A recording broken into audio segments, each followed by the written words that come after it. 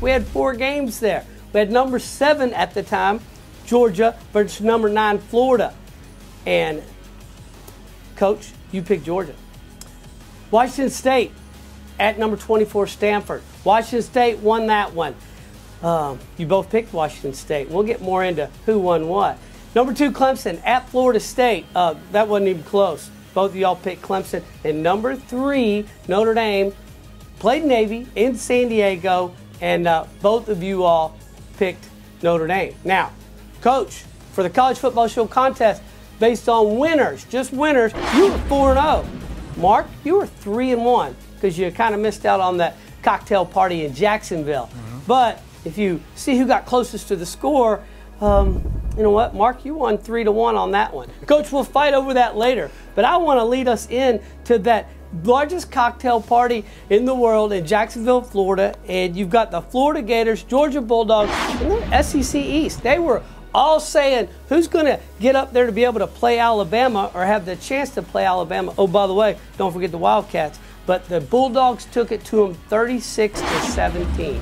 Mark, lead us off on what happened in Jacksonville. Well, it was a close game in the first half, but in the second half, Georgia just took over and dominated with the run game of DeAndre Swift and Elijah Holyfield. But if you look back in the game, the best quarterback won the game, and that was Jake Fromm. He didn't turn the ball over, made great decisions with the football, worked great numbers, but 3 touchdowns, no interceptions, Coach. I thought it was a really good performance, but when you look at Georgia, they were just able to grind it out, and they were able to win the game in the second half. And Florida's still a pretty much improved football team. I don't care what anybody says. When you look at what's been done with that football team with Dan Mullen this year, it's been very impressive.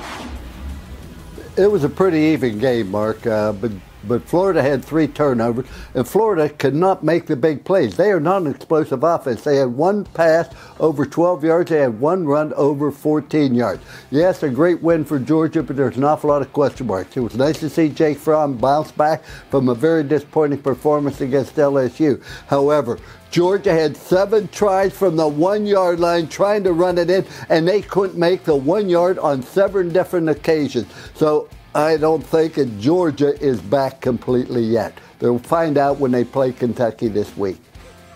Coach, you said we're going to find that one out. What we did find out is that in our second game, Coach Mike Leach and the Washington State Cougars, the Pirate with Gardner Minshew and the mustache, you know what, they 41-38, a lot closer than people may thought it was going to be, but they beat Stanford, moved up to number 1 right now in the Pac-12 North. Mark, talk about the Pirate. Well, if you look at this game, both quarterbacks, Gardner Minshew and KJ Costello, had great games. They didn't turn the ball over. They threw touchdown passes, 7 combined, and at the end of the game, KJ Costello just made a mistake, which was not what you would expect out of a Stanford quarterback. When it's 4th and 3, you don't throw a 1-yard pass. You make sure you get the first down. But this was a very competitive game right down to the end. But you've got to hand it to Mike Leach. To go on the road, to play like this, particularly coming off a huge win at home, and everybody's patting you on the back, telling you how great you are, you're going to be ranked in the top 10, top 12, and go out there and play a tough Stanford team and come away with a victory. I think this is going to be leaps and bounds better for his football team down the road, because now they know they can go and contend, Coach. They can play with anybody in the Pac-12. It was a great performance by both quarterbacks. I agree with you. I love KJ Costello, but I think it was a very even game.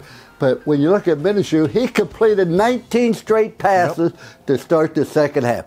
I didn't think there was any way in this world Washington State would win the game. With like 40 seconds to go, Stanford had the ball near field goal position, then they did get the first down, and lo and behold, a 42-yard field goal on the last play of the game. Great performance, but Washington State's not home free. If Washington could win this week, it will come down to the Washington State winner who will win that division in the Pac-12.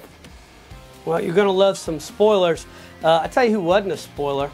Florida State. Ouch. Clemson went in there, and I'm going to tell you, they could have had their Florida State National Championship softball team. If they didn't show up, they could even have helped them. I mean, it was bad. 59-10. Trevor Lawrence, Clemson, they're for real. Florida State, not so much. Mark. Come on, Kevin, it wasn't that bad. After the first quarter, it was 0-0. Florida State thought they had a chance. Then they went to the second and third quarter. It was 52-3. The game was over. And Willie Taggart told his football team, a lot of you guys quit on me. I'm not going to put up with that. I'm going to find out those guys and run those guys off, and he's absolutely right. I don't care what the score is in a football game. You never quit. You never stop trying, because guess what? When they turn on that tape the next day after the game and on Monday morning when you were watching that tape, the coaches know who quit on this football team, and the players know, because they're going to be looking around that locker room. They're going to know who they can count on and who they can't count on. But if you look at Clemson, right now they're hitting on all cylinders. They haven't used their rushing attack the last 2 weeks. They haven't needed it. And the good thing about it is Trevor Lawrence has been throwing the football. Intermediate passes, deep passes, short passes. This kid's got it all, Coach. He's got every pass in the book. He is really amazing. I think they made the right choice when they decided to go away from Kelly Bryant until the true freshman, Trevor Lawrence. He is tremendous. Clemson's not run the ball well. I only averaged 3.6 yards per rush. Now, let's talk about Florida State. Did the players quit on Florida State, or they quit on Willie Taggart? Their offensive line has been bad all year, and they made absolutely no improvement. Where's the leadership in that? 0.6 yards per rush for Florida State when you have one of the best running backs in the country in Cam Akers, and the list goes on and on. For 5 straight years, Florida State had a top 5 recruiting class, and then all of a sudden they don't have any talent. I think you have to go back to leadership, and something is wrong at Florida State. I don't know what it is, but they better get it fixed, because it is embarrassing. The worst loss Florida State's ever had at home, tied for the worst loss they've ever had, period. Minus 21 yards rushing in this game. I don't think it's Willie Taggart, because the guy can coach. He coached at South Florida and won there. Goes to Oregon from 1 year, turns that program around. He can coach. Maybe it's just not the talent there. You can talk about 5-star running backs. A lot of those times, those 5 stars are really 2 stars in disguise. Mark, I'll tell you this. I'm sure he's a fine coach. He does have a losing record overall. Well, tell you what, they're going to have a losing record for a while until that culture changes, and maybe Willie Taggart will make that turnaround and see what happens. But I tell you who is on a roll right now is number 3 Notre Dame played Navy in San Diego, and it was 44-22. Navy still ran the ball, over 200 yards rushing, but I'm going to tell you, Notre Dame is on a roll. They're passing, they're running, they're throwing, they're playing defense, and that's what matters. So, Mark, you both picked Notre Dame. What's your thoughts? I go back to the change at quarterback that was made to Ian Book. Once they made that change, everybody knows it. Everybody talks about it. Notre Dame's a different football team. Particularly, they can throw the ball. But when they were up 27-0 in this game at halftime, they had a chance to really pile it on. I'm so proud of Brian Kelly. He didn't run the score up on one of our academies. This score could have probably been 55-10, and he didn't. And Navy came back. They ran the ball. It was a good game to watch. I was out in San Diego. I didn't see the game in San Diego. I was doing something else out there, but I watched it out there. And I'll tell you what, Coach, Notre Dame is for real on both sides of the ball. They've got some length. They've got some size. Look at those guys on defense. They've got some NFL talent on the other side of the ball, not just the offensive side. Well, they're great on defense. They have 9 starters back from last year, and they were very good last year. Ian Book reminds me an awful lot of Joe Montana. He maybe doesn't have the strongest arm, but all of a sudden, he's very, very accurate. He gets the ball to the proper place. And Joe Montana led Notre Dame to a national championship in 1977. Ian Book may do the same thing, because they really don't have a weakness. Number one, they have a great punter, great place kicker. Both of them are seniors. They play outstanding defense. Their secondary shuts the receivers down. Then you look at Williams, a great running back, rushed for 143 yards. And then you look at Boykin, the great receiver. He had 6 touchdown receptions already. So there's no doubt in my mind that Notre Dame's an outstanding football team. However, whoever finishes 3 and 4 in the poll are going to have to beat both Alabama and Clemson on back-to-back weeks, and that's not real easy. Ian Book and Joe Montana in the same sentence? Well, really? Can you prove me wrong? Prove me wrong. The only thing that they have in common is they both play for Notre Dame. That's it. Period. Game, set, match. Oh, Mark, I tell you what. He has the same ingredients. So let's remember this. Joe Montana did not start his senior season as a starting quarterback. After they lost to Ole Miss in the opening ball game, they were behind by Purdue. He was third team. He came in, saved the game. He saved the next one. And finally, they were sort of forced to start Joe Montana, very much like Ian Book. There you have it, Mark. Another history lesson from our third history major of the crew. Well, gentlemen, that's our Week 9 college football show contest review. And as I said, Coach picking winners was 4-0. Mark was 3-1. So our folks online at home on www.thecrowdsign.com, or go to our mobile app. I want to see you compete as well, because we're getting ready to go through our Rapid 5 from Week 9. Our Rapid 5 from Week 9, teams still won. 5 teams still won. But Coach and Mark, God love you. We didn't do so well, to include, and all mine's in the back of my head. I don't write it down or go on TV and say it. But I'm going to tell you, here's what we had. Baylor went to Morgantown to play the Mountaineers on Thursday night. Both of y'all picked the Mountaineers. Great job. Then Iowa went to Happy Valley to play Penn State. Both of y'all picked Iowa. Not great job. Purdue at Michigan State. Purdue coming off the big win over Ohio State. They're an easy pick. Not so much. Sparty won that one. Wisconsin at Northwestern. The Fighting Fitzgeralds. Got to pick the Badgers, right? Well, guess what? We all did, and Northwestern won that one. But the number 12 Kentucky Wildcats at Missouri. Martin Coach picked Missouri. You know what? Terry Wilson and the Wildcats said, nuh-uh, not so much. They won that one 15-14. So let's start with our first game. Thursday night in Morgantown, the Baylor Bears come in, play up there in Mountaineer Field. And you know what? You've got a wounded Mountaineer, so his beard's a lot dirtier, and he's got that musket. He's all ready to go. And Will Greer and all those guys, because they had just gotten their hind end whipped about 2 weeks prior against Iowa State. What was going to happen in this Big 12 matchup? You know what happened? 58-14. It was a 31-point second quarter, and it was ugly. They just ran away with it. Mark. David Sills and those wide receivers are outstanding for West Virginia, but it's Will Grill that really stirs the drink. 353 yards and 3 touchdown passes. I think that was key in this game. And I've talked about Tony Gibson week after week after week in his defense. They get it done. They just stoned them in the first half. It wasn't even close at halftime. It was a shutout at halftime. The game was over. It was all over but the shout, and this is a mismatch. Baylor couldn't compete with them, and I talked about it before the game. Baylor can't score with West Virginia, and West Virginia defense is much better than Baylor's. Well, I've said so many times, you never have the same team 2 weeks in a row. How do you account for West Virginia going up and being embarrassed by Iowa State? I think they lost 31-14, but the game really wasn't as close as the score would indicate. West Virginia is an up-and-down football team, very, very explosive. I think that Baylor is not a great football team. Yeah, they can put points on the board, they play it wide open, etc., but they're not a great football team. Now, West Virginia will get a test this week against Texas. The thing you have to do, you have to be able to be the best football team in the stadium each and every week. You aren't going to be at your maximum prime. You aren't going to be all motivated, but you have to be ready to play. You only have 12 football games to play a year. Why in the world would you not be excited to play for a football game when you're in the championship race? But it's a great win for West Virginia. They got a bigger challenge this week. Well, let's hope they can be the same team this week, Coach, because you know what? The Iowa Hawkeyes went into Happy Valley, and hey, we thought this is Iowa's going to win this one, and they just kind of handed it to Penn State. Well, Penn State's got a little bit more life. They're still 4-2 in conference, but 30-24, the Nittany Lions hang on.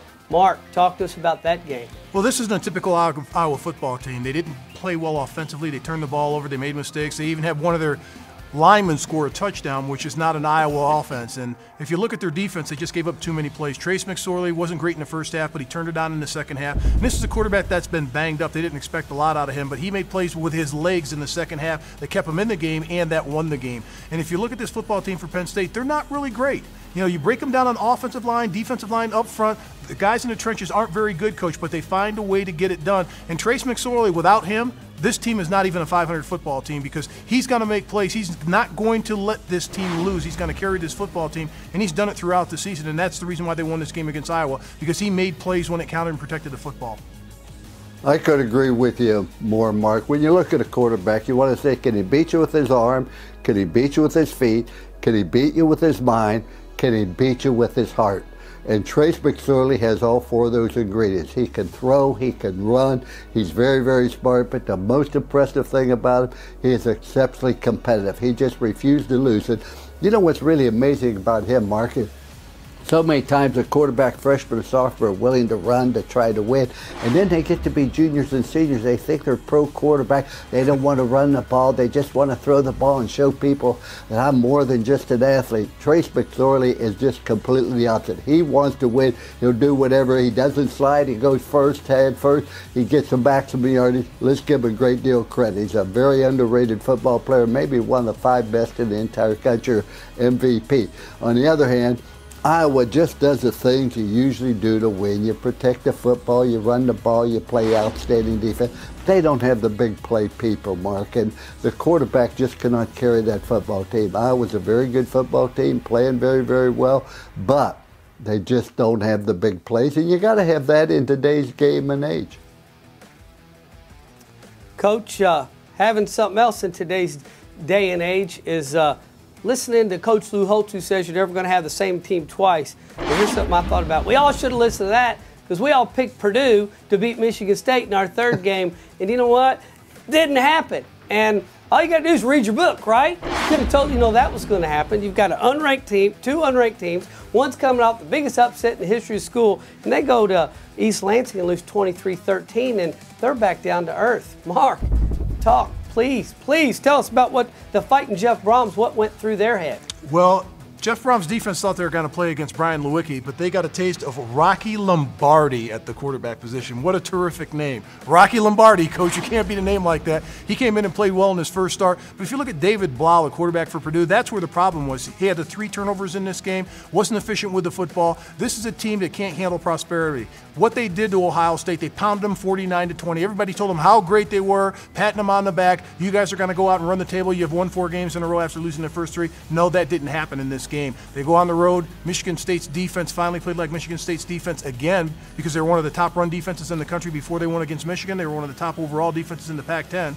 In the Big Ten, and they finally played up to their potential in this game. And I'll tell you what, Purdue is still a good football team, but they've got to continue to do the things that they do so they can win football games, and that's protect the football well. And I think they learned a grave lesson in this football game. You can't win if you turn the football over. 3 turnovers, there's no way in this world you could win. But you don't have the same football team each and every week. And as I said, what happens when you win a game like against Ohio State? Everybody's talking about last week. Nobody's talking about next week.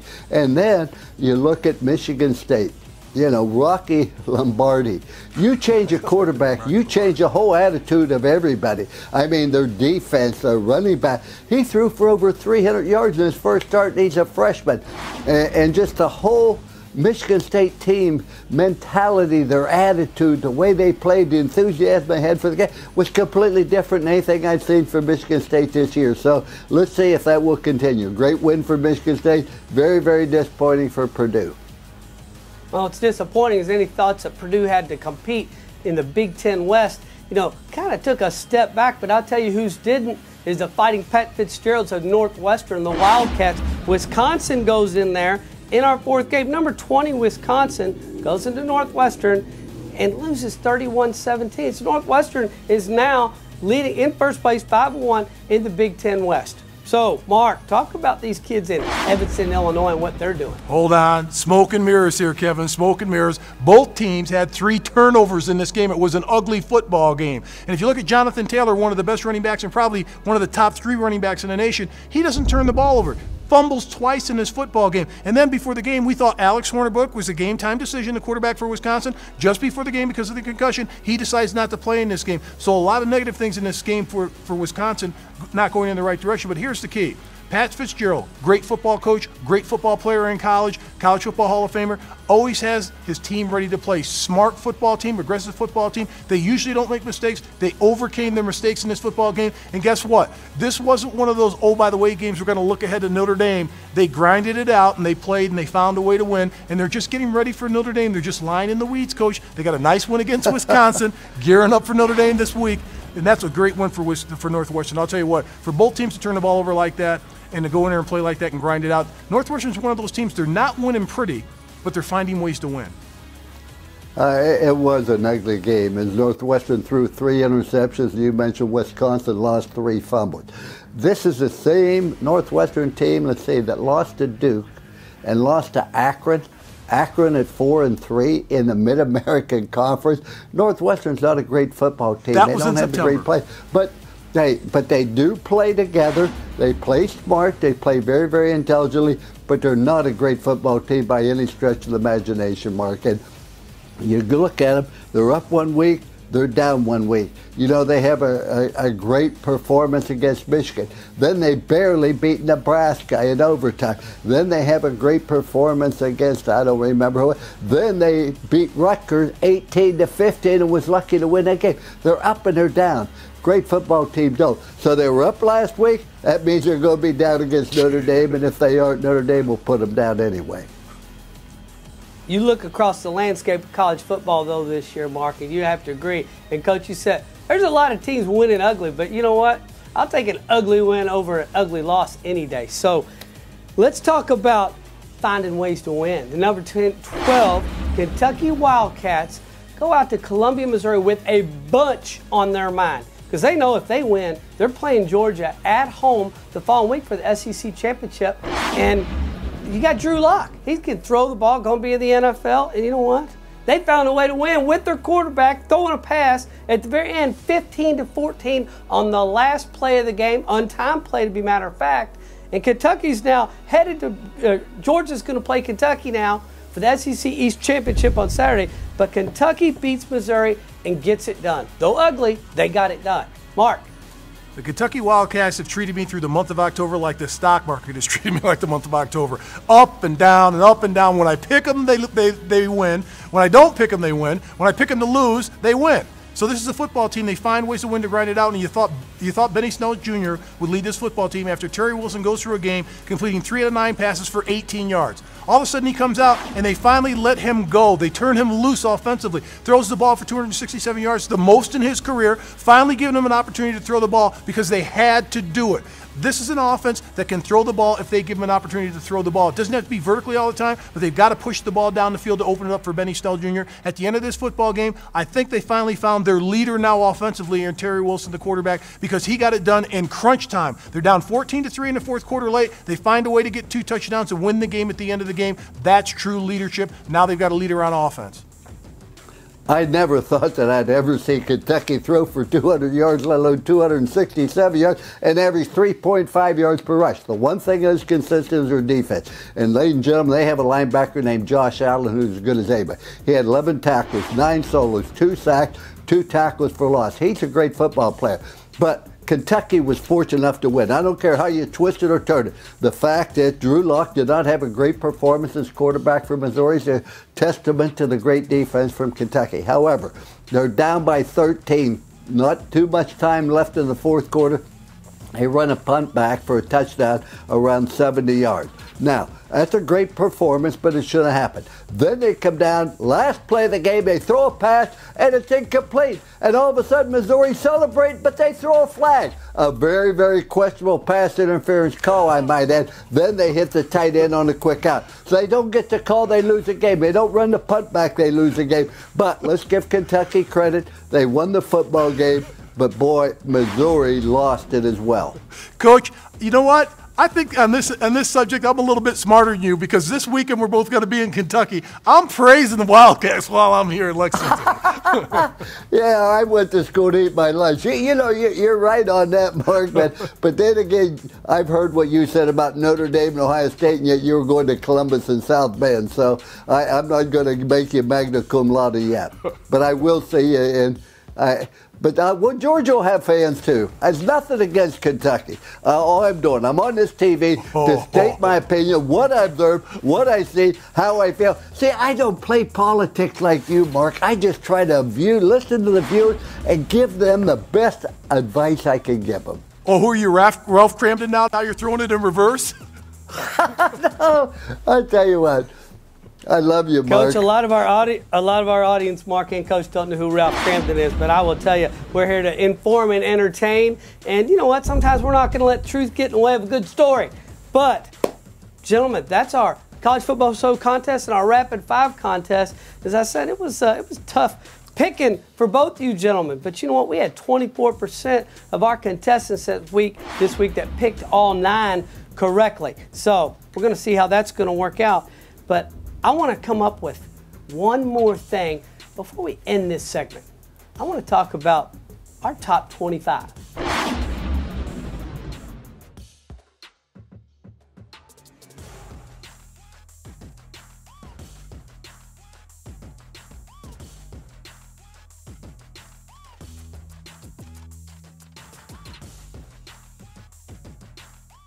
Well, as we know, last night was the first 2018 college football playoff poll. So we talk about winners and losers all the time. Well, as we know, the first two, no question, Alabama, Clemson. But then number 3, a lot of people before said, oh, it's going to be Notre Dame. Well, guess what? It was LSU, even though they've got one loss.